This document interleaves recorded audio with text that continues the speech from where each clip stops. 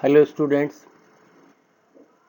हम कंपनी के समापन और विघटन के बारे में विस्तार से चर्चा कर रहे थे और हमने देखा कि कंपनी का समापन दो प्रकार से हो सकता है, जिसमें अधिकरण द्वारा समापन और जिसको हम अनिवार्य समापन के नाम से भी जानते हैं, और दूसरा स्वैच्छिक समापन।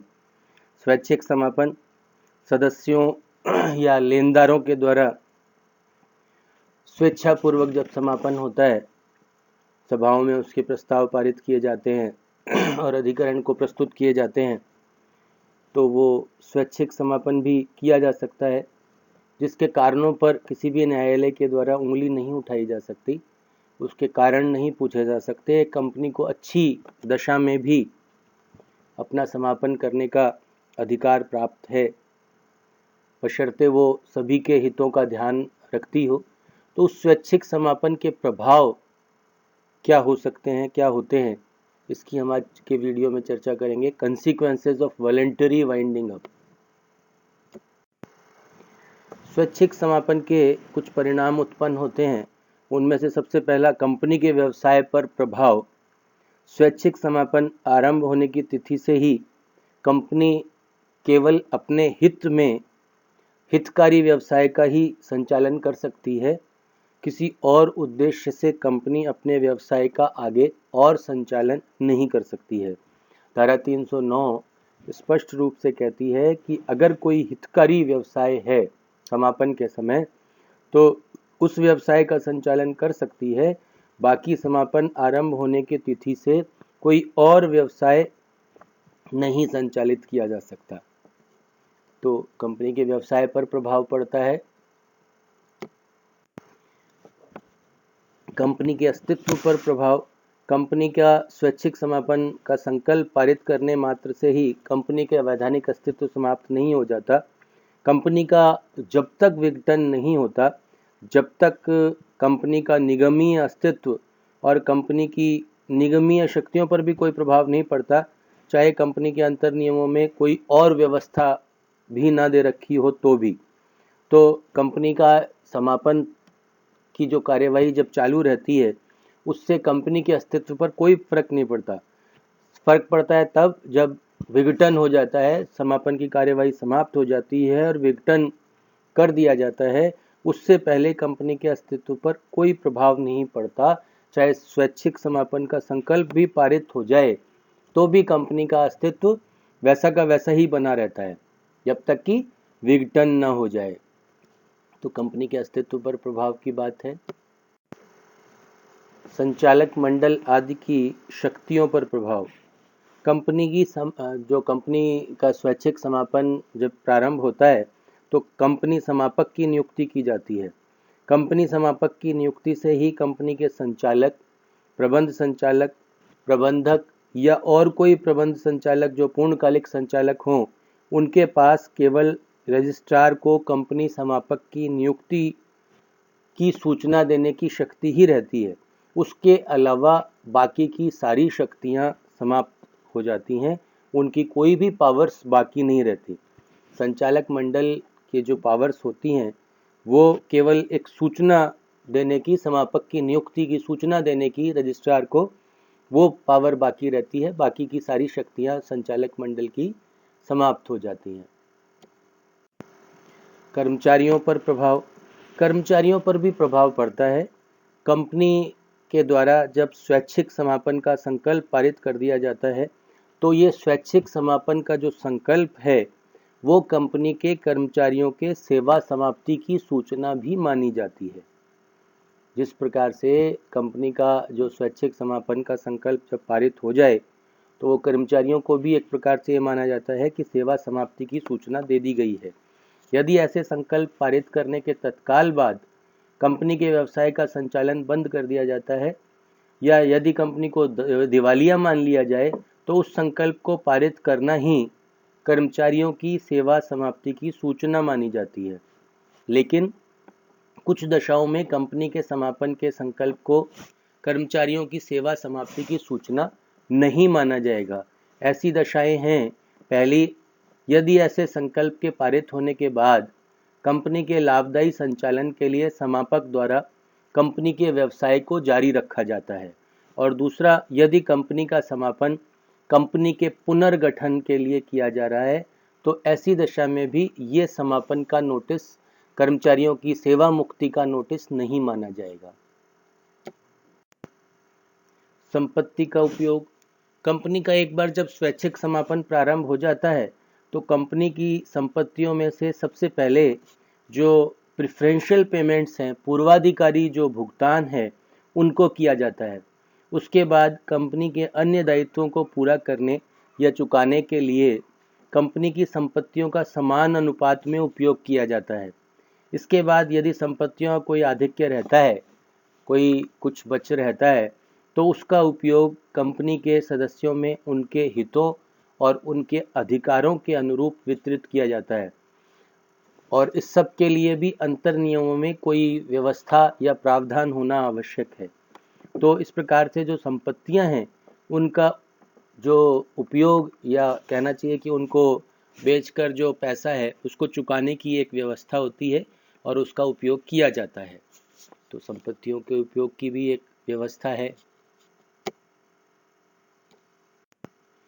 अंशों का अंतरण और सदस्यों की हैसियत में परिवर्तन व्यर्थ। स्वैच्छिक समापन प्रारंभ होने के बाद कंपनी के अंशों का अंतरण नहीं हो सकता और सदस्यों की हैसियत में भी परिवर्तन नहीं किया जाता है। अगर कोई कोशिश इस प्रकार की भी जाए तो वो उसको व्यर्थ माना जाता है। अधिकरण की अनुमति अगर किसी मामले में हो जाए तो अलग बात है, अदरवाइज कंपनी के अंशों के अंतरण का कोई भी मामला पॉसिबल नहीं है और कंपनी के सदस्यों की हैसियत में परिवर्तन करना भी व्यर्थ होता है। तो ये स्पष्ट है कि अंशों का अंतरण और सदस्यों की हैसियत में परिवर्तन व्यर्थ है। अंशधारियों और जो अंशदाता हैं उनके ऊपर भी प्रभाव पड़ता है। अंशों द्वारा सीमित कंपनी का अंशधारी अपने द्वारा धारित अंशों पर अदत्त राशि के भुगतान के लिए उत्तरदायी माना जाता है। उसे मांगी गई किंतु अदत्त याचनाओं की राशि का भी भुगतान करना होता है। कंपनी के समापन के पश्चात भी अंशधारी इन राशियों के भुगतान के लिए उत्तरदायी होता है, किंतु समापन के पश्चात अंशधारी को अंशदाता के नाम से जाना जाता है। साथ ही अंशदाता का दायित्व किसी अनुबंध से उत्पन्न नहीं होता, बल्कि उसका नाम कंपनी के सदस्यों के रजिस्टर में लिखा होने के कारण उत्पन्न होता है। कंपनी समापक अंशदाता से अदत्त राशि की मांग तब भी कर सकता है जबकि अदत्त राशि काल बाधित हो गई हो, टाइम बार्ड हो गई हो, तो भी उससे अदत्त राशि की मांग की जा सकती है। तो अंशधारियों और अंशदाताओं के ऊपर भी प्रभाव पड़ता है इसका। संपन्न कंपनी का जब स्वैच्छिक समापन किया जाता है तो उसकी दशा में लेनदारों पर भी प्रभाव पड़ता है।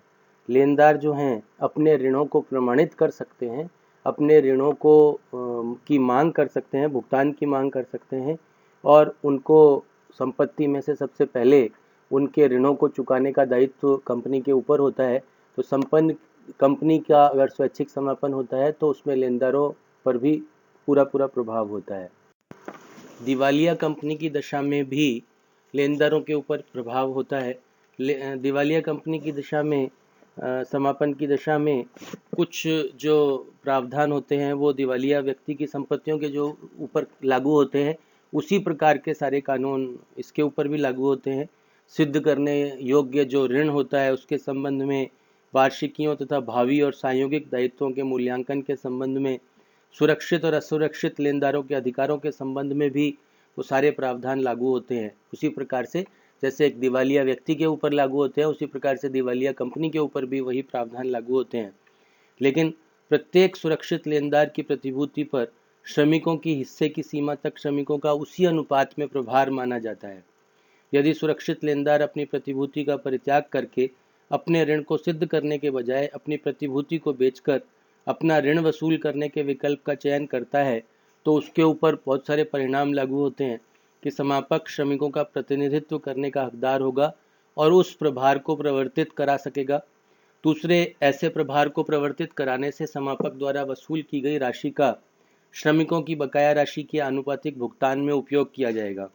और तीसरी बात, जो राशि सुरक्षित लेनदार द्वारा वसूल नहीं की जा सकी है अथवा उसकी प्रतिभूति में जो हिस्सा श्रमिक की राशि का है उसमें से जो भी कम हो वह राशि श्रमिक की बकाया राशि के समान अनुपात में मानी जाती है। इस सभी जो बातें हैं उसी सभी व्यक्ति समापन की जा रही कंपनी को संपत्तियों से अपने सिद्ध किए गए ऋणों के भुगतान में राशि प्राप्त कर सकते हैं और अपनी बकाया राशि के लिए कंपनी पर वाद प्रस्तुत कर सकते हैं। तो दिवालिया कंपनी की दशा में भी लेनदारों पर प्रभाव पड़ता है। चल प्रभार का प्रभाव, कभी कभी कंपनी की संपत्ति पर कंपनी के समापन के प्रारंभ होने के तत्काल पूर्ववर्ती 12 महीनों के भीतर प्रभार सृजन किया जाता है। ऐसा प्रभार अवैध माना जाएगा यदि वह सिद्ध नहीं किया जाए कि उस प्रभार के सृजन के तत्काल बाद कंपनी संपन्न या शोध क्षमतापूर्ण थी, या प्रभार सृजित करने के समय या बाद में प्रभार के लिए कंपनी को कोई प्रतिफल नकद में चुकाया गया था। तो ऐसे चल प्रभार का भी प्रभाव होता है। प्रलेखों पर समापन संबंधी विवरण, समापन के दौरान कंपनी के द्वारा अथवा कंपनी की ओर से या कंपनी समापक द्वारा माल के लिए आदेश, व्यावसायिक पत्र आदि प्रलेख लिखे और भेजे जाते हैं। तो ऐसे किसी भी प्रलेख के भीतर या ऊपर यदि कंपनी का नाम लिखा हुआ है तो उस पर यह भी लिखा जाएगा कि कंपनी का समापन किया जा रहा है। यदि कोई कंपनी इस प्रावधान का उल्लंघन करती है तो कंपनी तथा कंपनी के प्रत्येक अधिकारी, कंपनी समापक जो जानबूझकर ऐसे उल्लंघन की अनुमति देता है को कम से कम 50,000 रुपये के या अधिकतम 3 लाख रुपए तक के अर्थदंड से दंडित किया जा सकता है। तो प्रलेखों पर समापन संबंधी विवरण भी लिखा जाएगा। संपदा का विक्रय, अंशों के अंतरण तथा सदस्यों की हैसियत में परिवर्तन व्यर्थ माना जाता है। इस जो स्वैच्छिक समापन की दशा में कंपनी की किसी भी संपत्ति का विक्रय या अन्य प्रकार से कोई व्यवस्थापन अगर किया जाता है तथा कंपनी के किन्हीं अंशों का अंतरण करने की कोशिश की जाती है या सदस्यों की हैसियत में परिवर्तन का प्रयास किया जाता है तो वह परिवर्तन व्यर्थ माना जाएगा। जब तक कि अधिकरण ही कोई अन्य व्यवस्था न दे दे तब तक इस प्रकार का संपदा का विक्रय का अनुबंध, अंशों के अंतरण का कोई मामला या सदस्यों की हैसियत में जो परिवर्तन का प्रयास है वो व्यर्थ माना जाएगा।